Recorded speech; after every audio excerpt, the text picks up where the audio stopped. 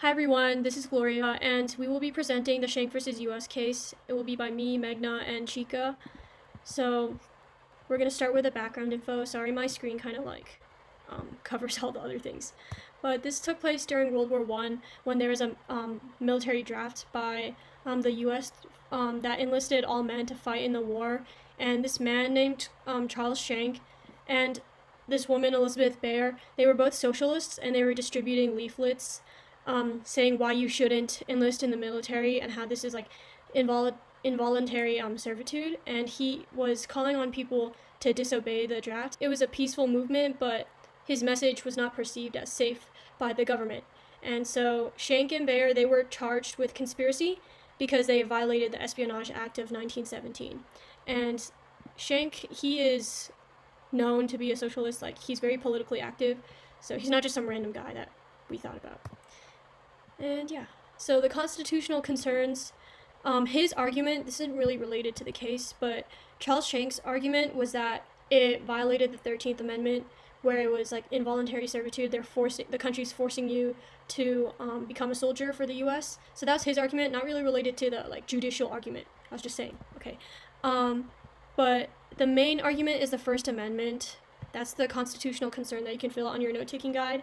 It violated the freedom of speech, and yeah, basically he was voicing out his political opinions on why they shouldn't be having a military draft, and that was basically the backbone of the argument.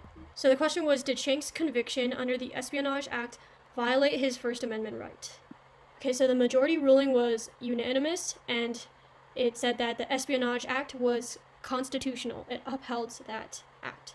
And the rationale behind it was that speech is not protected when there's a clear and present danger, so it's disrupting the conscription process.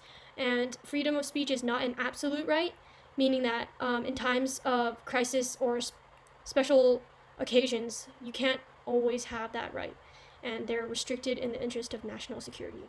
In this case, it's during World War One. And yeah, so I'm gonna pass it on to Megna, who will talk about the impact of similar cases.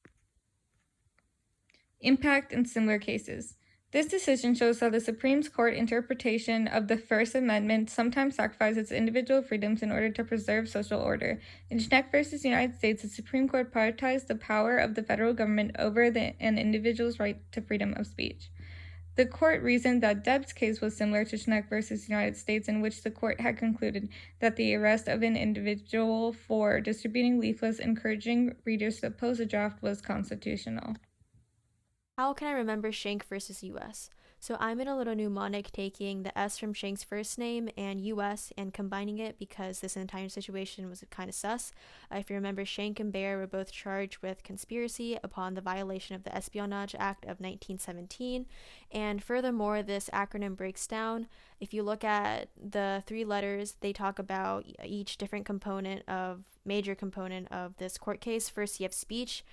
Schenck used the First Amendment, the freedom of speech, as one of the constitutional concerns during his argument, talking about how distributing leaflets and stuff like that and being arrested for that was not constitutional. In addition to that, the U stands for unanimous, talking about how this was a unanimous court decision, how the Supreme Court reasoned that sometimes individual freedoms, such as the freedom of speech, needed to be sacrificed in order to preserve, in this case, national security. And the last S wraps up this entire idea talking about servitude, specifically how Schenck mentioned the 13th Amendment and how it prohibited involuntary servitude. Both Charles Schenck and Elizabeth Baer argued that the draft was, in fact, involuntary servitude and to disobey the draft. And I think these 3 points kind of sum up the court case nicely and help you jog your memory of what exactly went down and what was argued and the impact of those.